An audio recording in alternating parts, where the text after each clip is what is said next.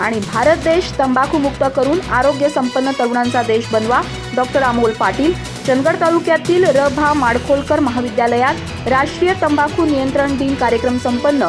तरुणांनी व्यसनांपासून दूर राहण्यासाठी चंदगड ग्रामीण रुग्णालयांमार्फत पोस्टर स्पर्धेतून करण्यात आली जनजागृती.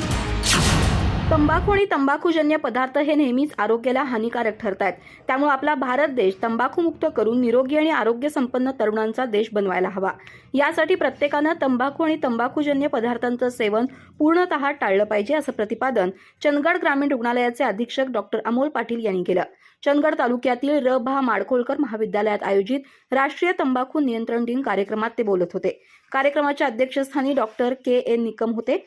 यावेळी डॉक्टर निलेश पाटील आणि शल्यचिकित्सक डॉक्टर सुप्रिया देशमुख यांनीही मनोगतातून व्यसनाचे दुष्परिणाम स्पष्ट केले.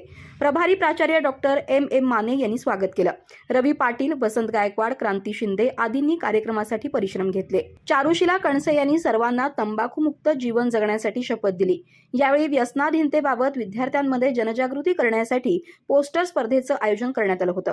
या कार्यक्रमाला प्राध्यापक S V. Kulkarni, doctor R A. Kamlakar, doctor A P. Patil, doctor Yogesh Pawar, doctor Ruchita Bandekar यांच्यासह बहुसंख्य प्राध्यापक मंडळी उपस्थित होते. डॉक्टर स्नेहल मुसळे यांनी कार्यक्रमाचं सूत्रसंचालन केलं, तर आभार रवी पाटील यांनी मानले.